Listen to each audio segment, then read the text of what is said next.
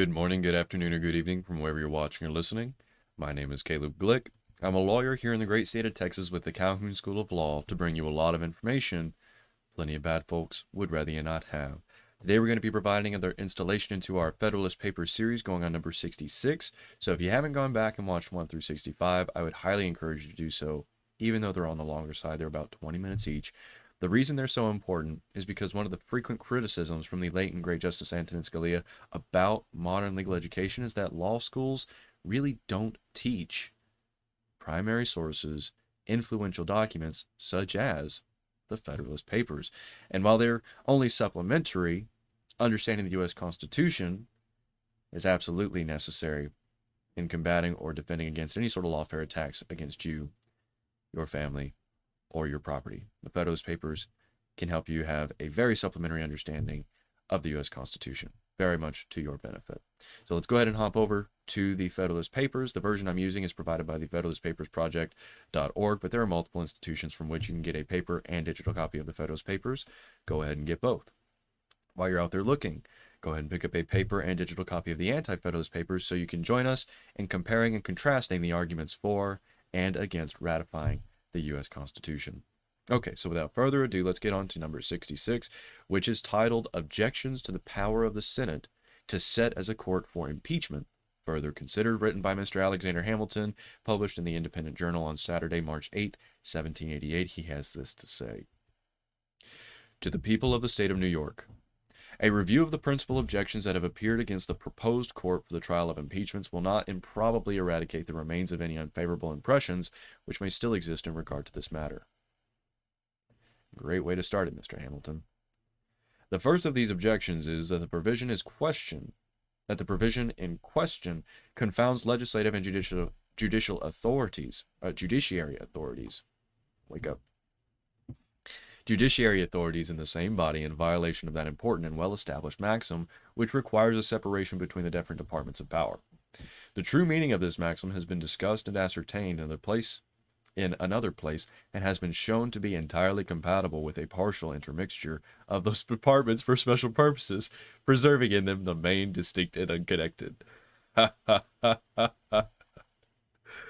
Yes, combining the powers of two branches still upholds separating the powers of branches of government.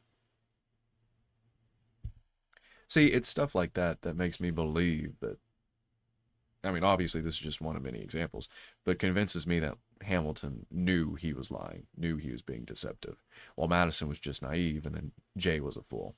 Anyway, back to Hamilton. I'll try not to interject, but reading Hamilton's in particular is so frustrating because you can tell, you can just feel his malice and deceit coming from the page. While Jay, you want to pull your hair out because he's such a fool, an arrogant fool. Anyway, back to the papers. This partial intermixture is even, in some cases, not only proper but necessary to the mutual defense of the several members of the government against each other. Ah, yes, necessary. An absolute or qualified negative is what I was about to say it. Let's try that again. An absolute or qualified negative in the executive upon the acts of a legislative body is admitted by the ablest adepts in political science to be an indispensable barrier against the encroachments of the latter upon the former. And it may perhaps, see, that's a false equivocation. Rejecting legislation is not the same as making legislation, as being a legislator. Vetoing power is not an encroachment upon the legislative because the president, the executive, is not actually legislating.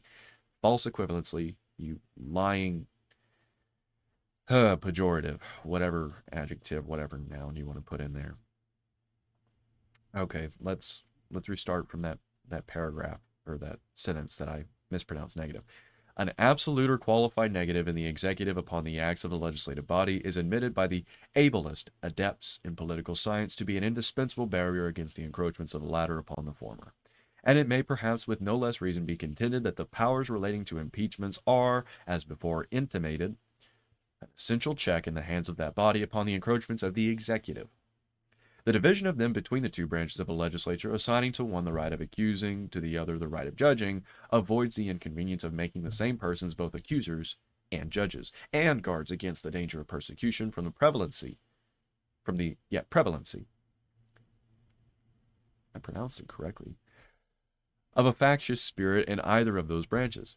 As the concurrence of 2/3 of the Senate will be requisite to a condemnation, the security to innocence from this additional circumstance will be as complete as itself can desire. Wake up, Caleb. First negative, and now I can't even pronounce singularity rather than pluralities. Good grief.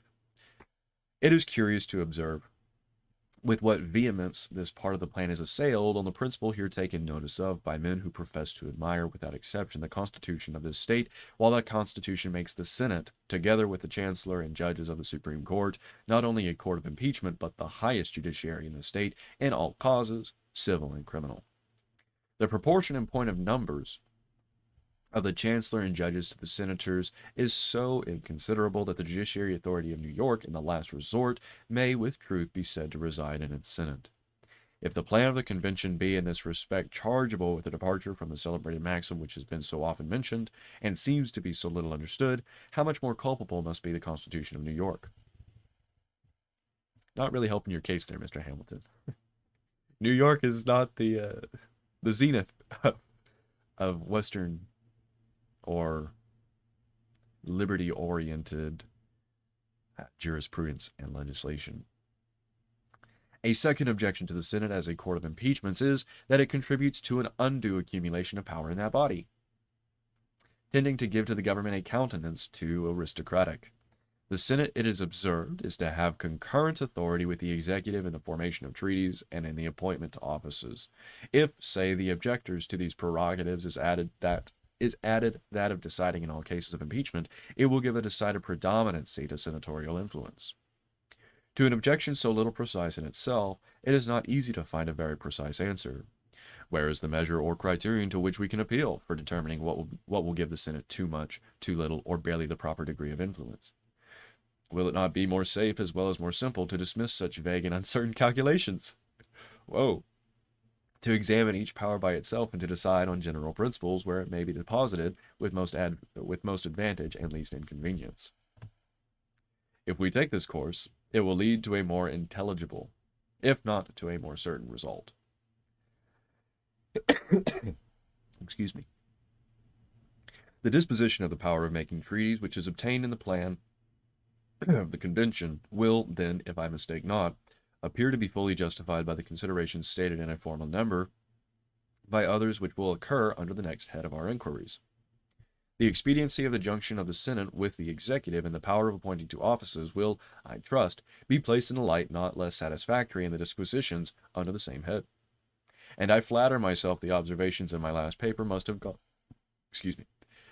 gone no inconsiderable way towards proving that it was not easy, if practicable, to find a more fit receptacle for the power of determining impeachments than that which has been chosen.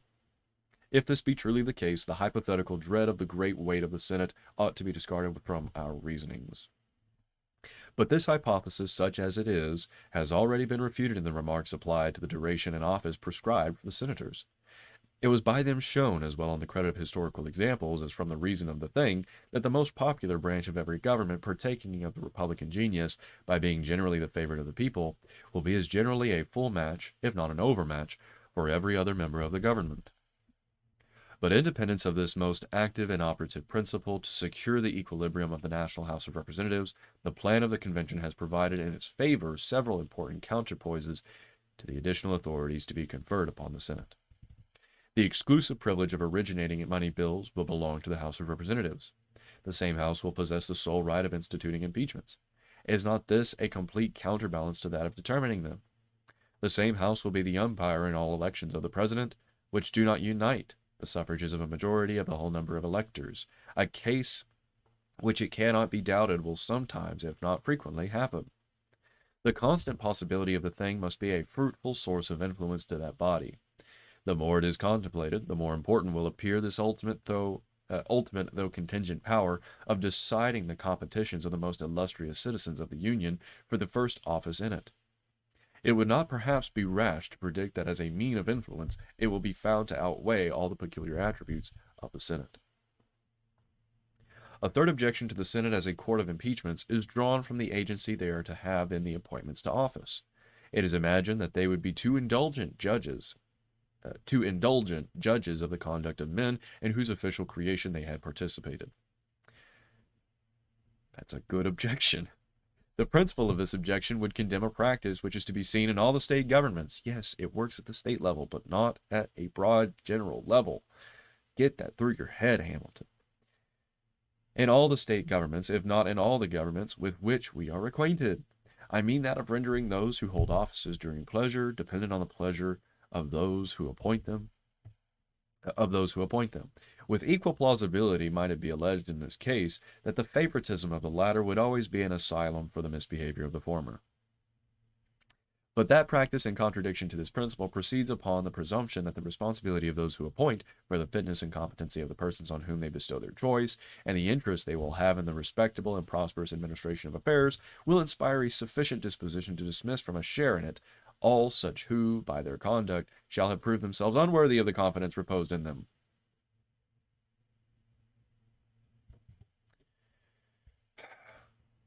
Though facts may not always correspond with this presumption, yet if it be, in the main, just, it must destroy the supposition that the Senate, who will merely sanction the choice of the executive, should feel a bias towards the objects of that choice strong enough to blind them to the evidences of guilt so extraordinary as to have induced the representatives of the nation to become its accusers. That is hilarious. He is so dismissive, he is so disingenuous, yet considered one of the great geniuses of the founding generation. No, he was a lying, whatever insulting noun you want to put there. Lying, deceitful, and manipulative. If any further arguments were necessary to evince the improbability of such a bias, it might be found in the nature of the agency of the Senate in the business of appointments. You know what? Let's go ahead and just highlight that paragraph. This one right here. You can highlight the last part from this but right here. But that practice and contradiction, because it's so self-evidently incorrect, and I think he knows that. There's no way, considering his other writings, considering his other pennings, considering his orations, there is no way that he was truly unaware of the conspiratorial spirit between the executive and the Senate, especially in matters like this. It's so silly to think that senators would ever be less than dignified men. Yeah, sure. Okay, back to this paragraph. So we're starting at it will be. It will be the office of the president to nominate, and with the advice and consent, excuse me, advice and consent of the Senate to appoint. There will, of course, be no exertion of choice on the part of the Senate. They may defeat one choice of the executive and oblige him to make another, but they cannot themselves choose. They can only ratify or reject the choice of the president.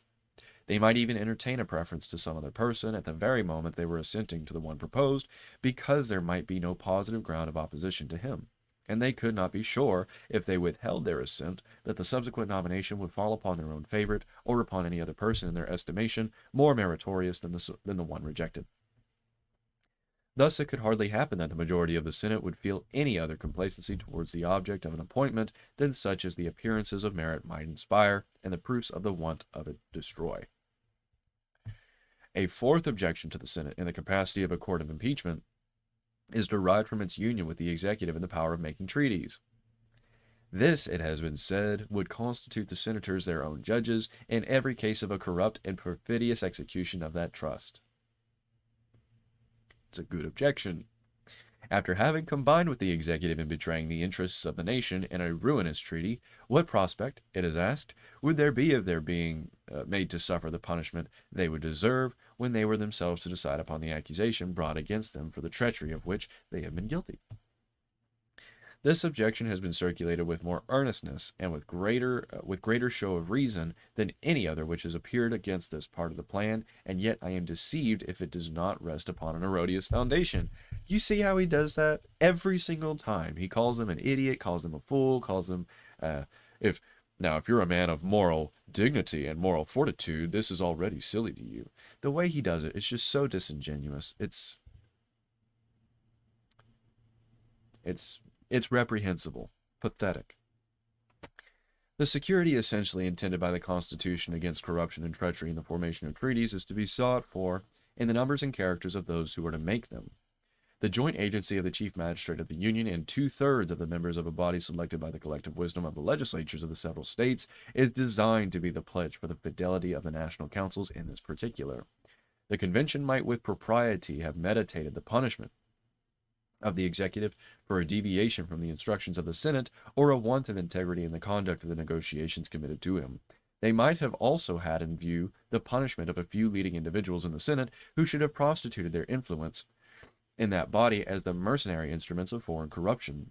But they could not, with more or with equal propriety, have contemplated the impeachment and punishment of 2/3 of the Senate consenting to an improper treaty, than of a majority of that or of the other branch of the national legislature consenting to a pernicious or unconstitutional law, a principle which, I believe, has never been admitted into any government. How, in fact, could a majority in the House of Representatives impeach themselves? Not better. It is evident then 2/3 of the Senate might try themselves, and yet what reason is there that a majority of the House of Representatives, sacrificing the interests of the society, might be by an unjust and tyrannical act of legislation, should escape with impunity? More than 2/3 of the Senate sacrificing the same interests in an injurious treaty with a foreign power.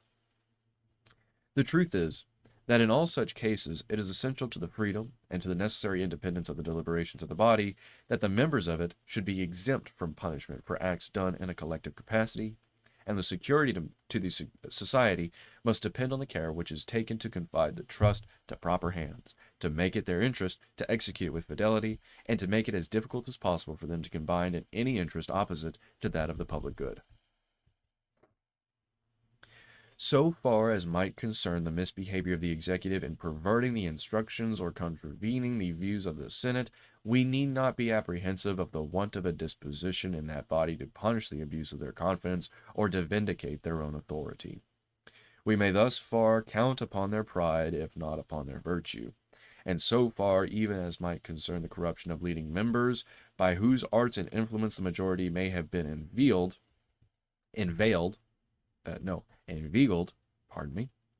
into measures odious to the community, if the proofs of that corruption should be satisfactory, the usual propensity of human nature will warrant us in concluding that there would be commonly no defective inclination in the body to divert the public resentment from themselves by a steady sacrifice of the authors of their mismanagement and disgrace.